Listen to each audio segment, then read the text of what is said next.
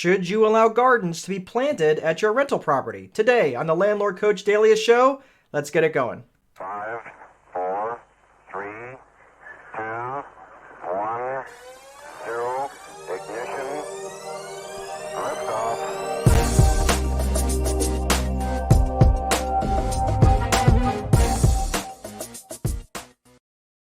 Hey everyone, welcome to the Landlord Coach Daily show. My name is Mark Dolfini, Landlord Coach and host of the Landlord Coach Daily show. So today's topic is, should you allow gardens to be planted?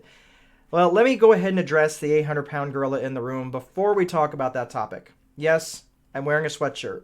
And yes, some of you know I went and had an awesome workout. We went to my 15-year-old Leland, and I went to the gym for the first time, and we worked out together. And I can't raise my arms above my head right now. So trying to get this sweatshirt off, I'm pretty sure I'm going to have to cut it off at the sleeves. Anyway, so here we are. So today we're going to be talking about, should you allow gardens to be planted? And we're just going to keep moving forward because I'm not even sure that I'm going to be able to get out of bed tomorrow. But it is what it is. I forget sometimes that I'm 48 and he's 15. So should you allow gardens to be planted? So this is an interesting topic that I run into. Obviously, this is more relevant in certain areas than others, and you may be thinking, well, why in the world is this something that if you're watching this at a different time, I understand that it might be more relevant for you. But if you're watching this now, here we are at the end of February, and most markets, the ground's been frozen solid for, the last 8 weeks. So is this something that you should be considering now? Well, yes, it is. And I'll tell you why this is something you should be considering right now. I will just tell you what my policy is. I don't want people digging up the soil. I don't want people tilling the soil, and I don't want people, even if they say that, well, they're going to, dig up a certain section of the yard, they're going to put a fence around it, they're going to make it nice, nice. And then, of course, when they leave, they will replant the grass. And if you are listening to this, you don't see my imaginary air quotes because they really won't replant the grass. And if they do, that grass is never going to look the same as the grass that's currently in the yard. So it's always going to look different. You're going to have this giant square or rectangle or hexagon or whatever, or pentagram or whatever shape that they put the garden in, and it's always going to show up because the grass is just going to be different. It's going to be a different color, it's going to be a different texture, whatever, right?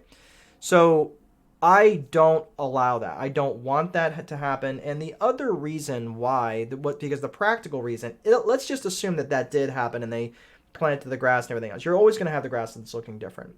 What I will tell you in most instances is that, especially if it's in like an elevated garden bed where they'll, put 2x6s or 2x8s or something around that and elevate that, and then they're going to plant a vegetable garden or something along those lines. What ends up happening is that garden largely gets abandoned, and it becomes this overgrown weed patch that then you have to kind of figure out what to do with not only the elevated garden bed, but also what to do with all that excess soil that they trucked in. It's just, in my opinion, I have to go back and look at this as what value will it bring back to the property. And in general, those sorts of things don't bring value to the property. I'm just saying, like, it's really cool that if you could allow them to grow their own tomatoes and stuff like that, but there's other ways to do that. Like they can put them in pots, they can put them in, you can get creative with it. I saw one person plant it in like a trough, and then it's basically the same thing, but then when that was done, they take the trough with them. Like they could put that somewhere.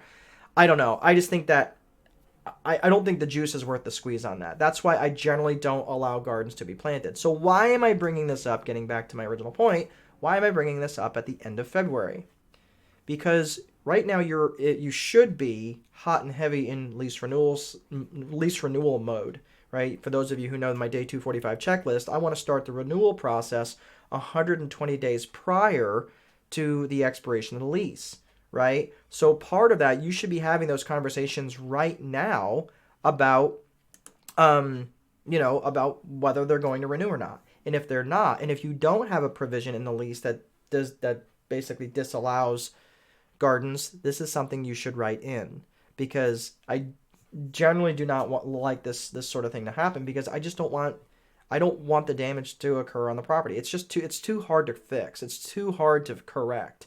So that's why I would say, in most cases, I generally don't allow gardens to be planted. Now, am I talking about flower gardens? No, I'm not talking about that, because there's generally flower beds that are already there, right? So generally, now flower beds are different than gardens. I'm talking about the flower beds, if you're talking that are adjacent to the house, where there's usually um, an area for mulch, and there's generally an area where there's going to be some sort of um, you know, um, what am I trying to say here? Barrier that will hold in the mulch, right? And there's generally areas where flowers will go, right? That makes sense. That's not really what I'm talking about. What I'm talking about is issues where someone's going to be planting, vegetables, crops, like whatever it is, and that's not what I want. So find unusual ways, and I know that there's different ways, and generally this is only an issue, obviously in certain parts of the country, obviously in not in multifamily so much, because that's really not so much of an issue. But when you're requiring them to make sure that they're going to be maintaining a garden, and some people's level of maintenance is different than others, I would really just rather not go down that road. So I know sometimes I can be called a curmudgeon, and they are like, oh, what am I going to do for my fresh vegetables? Unfortunately, there's plenty of co-op spaces where they could go and grow their own vegetables. So Terry Capron's asking, what about container gardens? I think she started that don't. I'm not sure what you're trying to say. That don't damage the property is temporary. Yeah, Terry, that's a great question. I mentioned a little bit earlier. One of my residents at one point had I think they used, it was like a water trough. They got a Tractor Supply or Rural King, if those are in your area. But it was like this big basin, and it was just what's the metal that they used? It was like corrugated metal, and that worked out really, really well. And I think they make them even in giant plastic. But the point is that they used that, and they were able to grow. I don't even remember what it was, tomatoes or something like that. It was off to the side. It didn't damage the grass. I think they even had it set up on something so it didn't actually rust into the concrete. So it actually worked out really, really well. So those temporary ones, I think those are great. The whole point is that I'm not trying to damage the ground, because and as I talked about in the raised garden bed situation, that okay, so now you've got this raised garden bed, and that if they mixed in any compost or any sort of mulch or anything like that that's going to decay, then you're going to get some compression or depression or whatever of the ground. It's never right. It's never exactly right again. So that's been the problem that I've experienced over time. So I generally don't like that. I had one guy who had in the early days, he wanted to till the soil, and I didn't know any better, and he did that, and I'm telling you, to this day it still doesn't look right. And that was probably 15, 16, 18 years ago. I don't even remember. It's a long time, but that ground has never been right. So that's what I'm trying to avoid. But those temporary ones, I don't have a problem with it, as long as I can put it somewhere that's not going to damage the ground, it's not going to kill the grass, and can be put off to the side where it's obviously can be moved and easily be removed from the property. So that's all I have for today, and I am going to do my best to take a hot shower, and my bride and I are going away for the weekend for our wedding anniversary, 7 years. And I know to her it seems a lot longer. So please light a candle and pray for my amazing, gorgeous bride. I love you, sweetheart. All right, everybody, have a great weekend, and please be sure to place a value on your free time, because if you don't, someone else will. But most important, there is no amount of money that will make time irrelevant. Have an awesome weekend, and I'll see you next time.